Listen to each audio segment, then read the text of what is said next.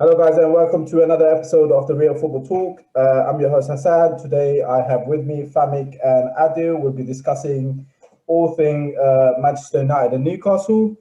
Adil, what was your take on the first half, and how did Man United perform? I thought Newcastle caused Man United quite a few problems, and the energy and pressing of Newcastle really stifled Man United's game, and they really struggled to compete and get to grips with the high press and commitment to attacking Newcastle had. Um, so yeah, I think it's a tough first half. Um, maybe the game midweek had an effect on the legs, and they traveled, so maybe a bit of jet lag. But either way, yeah, very difficult first half for Man United, and they done well to come away with 1-0 at half time. Famik, what do you think that was down to Newcastle kind of getting back into the game and how they performed? I would say it was literally just down to a goalkeeping error that gave Man United the lead in the first place. But it seemed that Newcastle today were ready to run until their legs fell off. The whole game, players running from deep, running from half to half, ball carrying. What's his name? Santiago Nunes. What's his name? Saint Maximin. Almiron. No, the other one. Almiron. Yeah, Almiron runs forever. And today he ran himself into the ground. But it looks like what he's learned is some of his runs used to be ineffective, and he's getting better at making good runs. Man United are still a little bit shaky. So when it's not going well for them, they tend to rely on their key players. And today they relied on Rashford to give them the first goal, and it gave them a little bit of footing, because if Newcastle had scored first, the game would have been very different. I mean, on the Newcastle equaliser, I wanted to kind of look into Maguire's header. Do you think that was a good enough header for a defender to he pretty much set up on the plate for Maximilian really to finish it off? I mean, it was a difficult finish, but it wasn't a good enough defensive header out. What do you think, Adil? Yeah, I think obviously he could have handled that better, but also you have to, question the marking. A player, especially one of the attacking players, especially Maximilian's quality, he should not be left free on the in the box. So definitely Newcastle saw something because they were playing those short passes and then kind of playing the crosses in from the central zone instead of from out wide from the angle on every corner and free kick. So they clearly saw something in a weakness in the way United defend their set pieces, and United really have struggled with second balls. They have done all season. So sometimes even when they do get their head on the first ball, players are ball watching, and the second ball is always there. We saw that the way in which Calvert-Lewin scored in the last minute, where they're all expecting someone else to clear it, and they end up letting the ball run all the way through, ricochet through to Calvert-Lewin to score. So United definitely have a problem in the way they set up for defending set plays. And Maguire could have just headed it out for a corner, which is what you'd expect. But you can't solely blame Maguire as well. You have to question the marking from Fred and whoever else was meant to be marking St. Maximin. Famik, what was your take in the second half, and what did really change? Because obviously United ended up winning 3-1. So what was changed for them to kind of overrun Newcastle really? Because obviously they were looking really strong in the first half, and they ended the half really strong. So what was changed tactically? If I'm being honest, I'm not sure much was changed tactically. I think it was more a case of Newcastle running themselves into the ground in the first half, Man United just overran them because their players were fitter. And Man United are a team where one chance tends to be taken. They don't really need many chances. Some players do, but today it looked like most of the chances Man United were given were pretty much taken. I mean, would you blame the goalkeeper for both the goals? Because I mean, they were both near post. The first one, definitely.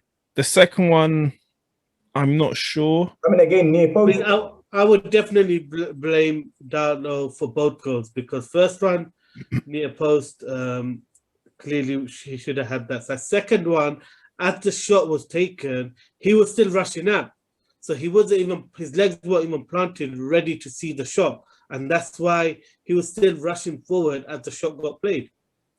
Who are we giving the assist to for that second goal, by the way? Fernandes. Well, I think obviously they're going to give it to Fernandes, but it shouldn't really be, because he was actually trying to get a touch on the ball for himself and didn't exactly play that as a pass. He got the touch, yeah, which went through the player's legs. And that was essentially the touch that made the difference, because if he didn't have that touch, then Jamal Lewis would have intercepted. Yeah, and Dan James doing what Martial can't do. Interesting. I mean, on Fernandes, do you think he has a shout for player of the season, Adu?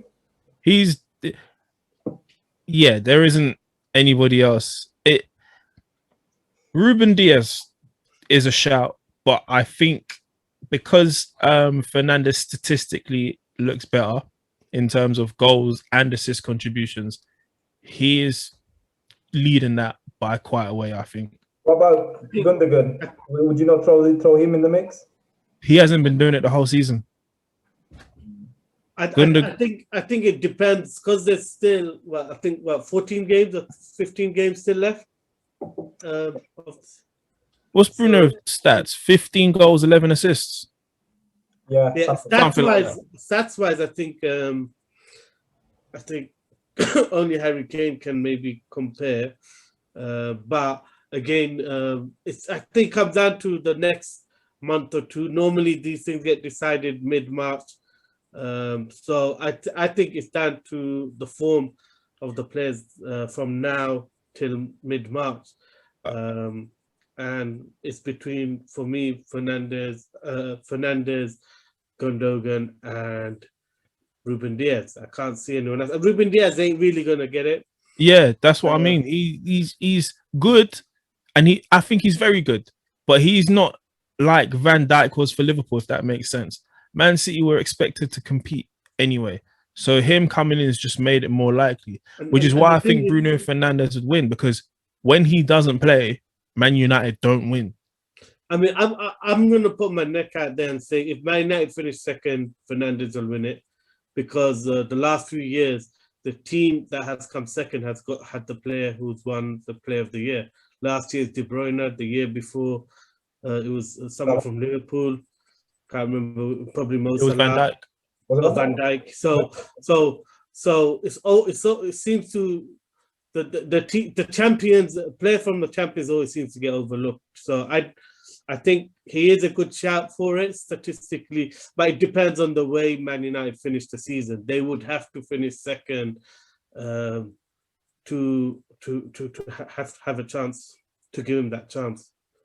I mean, even though Newcastle lost 3-1, do you think there's enough positives to take out of the game in terms of how they performed, and is there enough to look out for from the Newcastle fans, really? I think it's always difficult for the teams that are fighting like against relegation and things like that, because playing well isn't good enough. You can play well and lose quite often. The whole basis is to win games, so it doesn't matter how well you play. If you don't win the game, you don't get the points, which eventually doesn't help you. I don't like Newcastle. I don't like Steve Bruce. So if it was down to me, they'd go down anyway.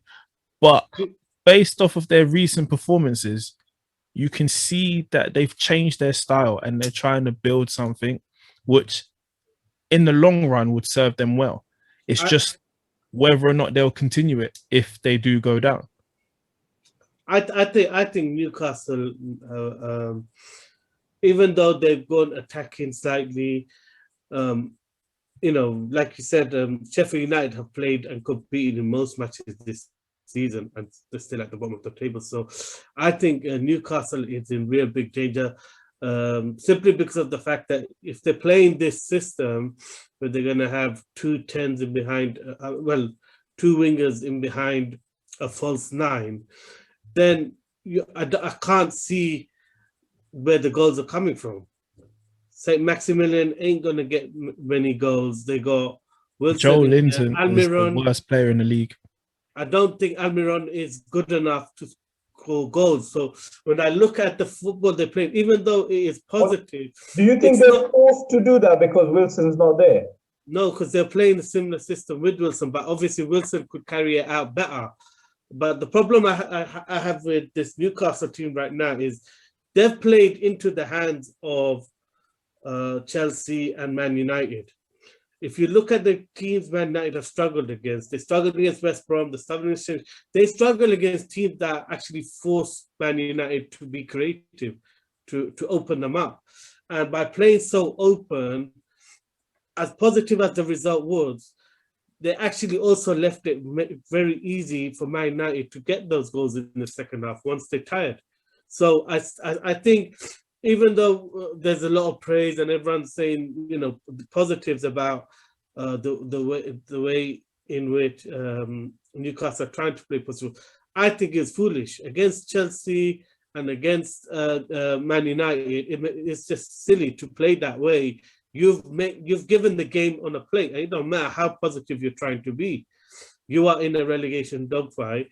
A point here and there could be the difference, especially with the way Fulham are coming. So if you look at this United team, it was a poor game plan from Steve Bruce to set the team up in the same way.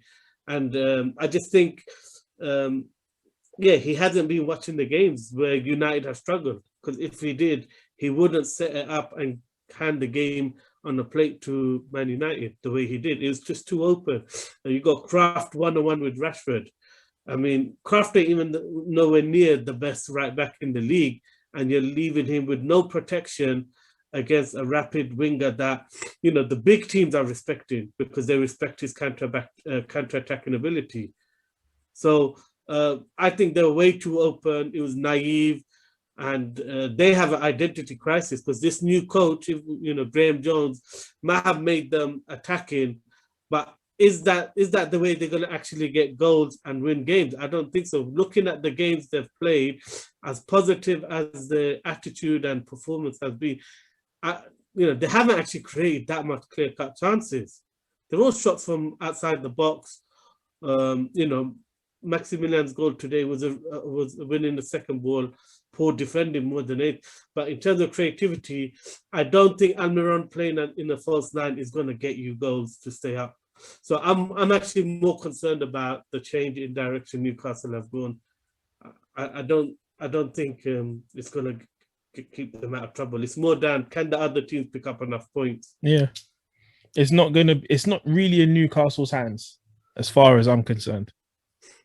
Newcastle should go down based on the way they play, the type of players they have. But obviously, if the other teams around them aren't picking up points, Newcastle will be fine. So do you think they'll go down then? Where are they?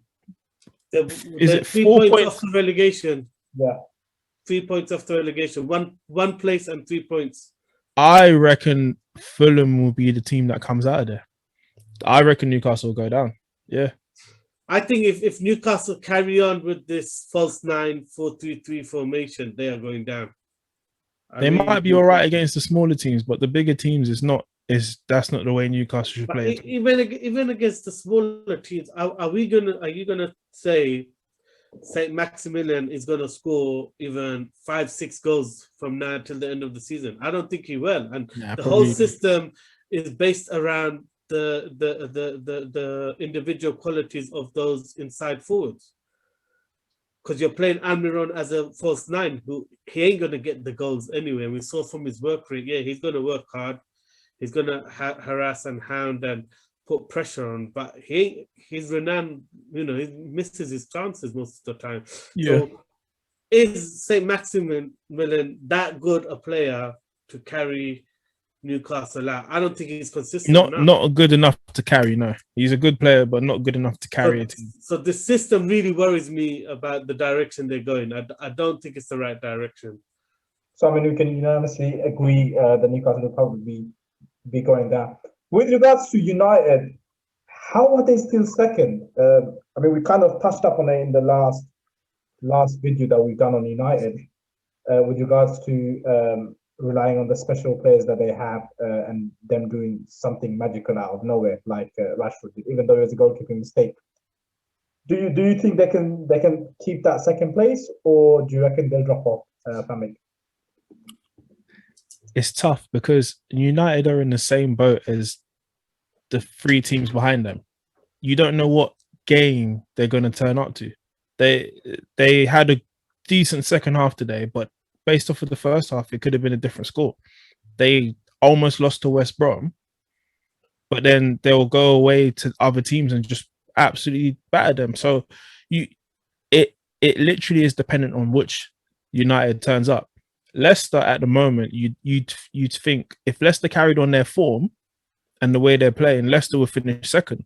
But they're also a team where they can be performing well, and then all of a sudden a slip up here and there, and they're in a different position.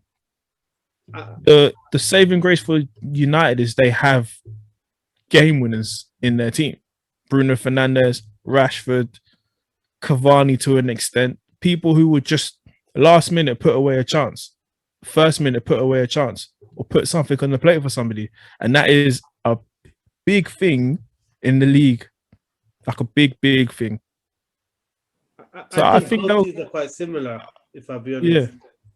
I think Leicester and United are the two teams there that rely heavily on the counter-attack. They rely on teams that give them space, and when they do, they win those games.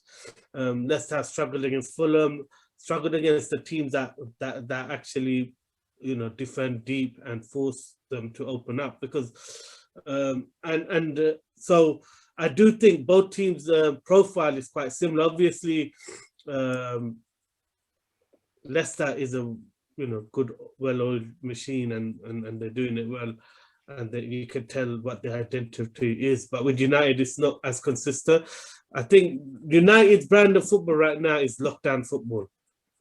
It's what is perfect that? for lockdown football, which is just play forward, play positive, play with risk, and not overcomplicate things, because there isn't enough time to set up a system, to set up an identity, to build it the way some of the other teams are. And I think some of the other teams have dropped points trying to look long term, and Man United are just focusing short term, just worry about recovery and fitness. Do you think Man United have the manager to kind of set up a system and really do that, even if he had the time? I think for all Man United fans, that's the concern, is long term. What is the project? I think right now lockdown has helped Ole Gunnar Solskjaer's style of football. But once teams have preseason, have time to play games, don't have to rotate as often, aren't carrying fatigue, I'm not sure. It's very much, I have my own questions and concerns whether this brand of football would be enough to keep United at challenging for the honours. And obviously Man United are all about titles. So the jury's out. I have my concerns. I think the current brand of football is making Ole look better than he is, because lockdown football is more about which team is fresher, which team is attacking with pace, and capitalizing on the mistakes of fatigued players. I mean, what I'm getting from both of you pretty much is really that United in the future don't look like they really have a plan. I mean, doesn't that kind of question the board in terms of their long-term plan and how and where they want to take the team? If they are to challenge for the title, this is not the right manager. So surely they should be looking, already be looking. No, but if this is part of the plan, as in if they've recognized that this is lockdown football, trying to build. Do you think the board have recognized that? No, I just think Ole Gunnar Solskjaer, that's what he's understood, and he's not trying to build anything more because of lockdown football. Then I would say it's the right tactic because the results have proven that. They're never going to be on the level of City and Liverpool when it comes to first 11. But you know, they're punching above their weight because of the brand of football suits the run of games, the amount of games. There's now, we don't know if that's going to change once the seasons go back to normal. So I can't definitively say Oli doesn't have a plan. I think right now it's the right plan and it's working. That's why they are where they are in the table. That's why they had such a good run last season in the league to get into the Champions League. But I'm hoping this is only a brand of football because of lockdown, and there is a bigger plan to it once lockdown is over. But that's the sort of fear with Oli at the moment, is he is achieving his targets because his target was to get into the Champions League. And I don't think his target this season was to actually challenge for the title. The fact that he's challenged for the title, if Man United finish second this season, next season might be a bit tough for him because they will expect it again. And I don't think it's going to happen the same way because, like Adil said, everyone would have had a pre-season. Everybody would have had set plans. What I will say for Solskjaer, despite all his faults, he is a very good manager because a lot of players have improved under him. As much as I don't want to admit it, he's made certain players better. And he has to get some credit. You can't be a terrible coach and be second in the Premier League. He's okay. He's doing what he needs to do. He's hitting his targets. And that's all that matters to him and Man United at the moment. So I don't think Man United will be looking for another manager either because Oli is doing his job. But obviously the profile of Man United is to win titles, and when that pressure comes, the question mark will still be there. That's when that comes to win titles. At the moment, they just need to challenge. Yeah, and at the end of the day, he's, like I said in the last podcast, he's doing better than title-winning managers previously. He's building the club up in a better way than Mourinho or Van Gaal did, because he's at least sorted out the player power struggle. He's got rid of a lot of deadwood. He's made sure that the signings are players who want to play for United. It's not dictated by agents anymore. So behind the scenes, the club, no matter what, whether Oli stays or goes, he's made the club better, and he's got everyone buying into philosophy where they all work hard or they all give there's no any one player going on like they're bigger than the club anymore. Yeah, because even Bruno Fernandes, despite all these stats, he still puts in 100% every game. I mean, I couldn't agree with you, but what I've gotten is really evident, to be honest, with regards to Man United finishing second, hopefully, and with regards to how they're going and them deserving of the place that they have. And clearly, it seems that everything is going to plan to how United set it up in terms of not challenging for the title, maybe finishing in the Champions League or even the second place. So thank you both for your input. I look forward to see you soon. You're welcome.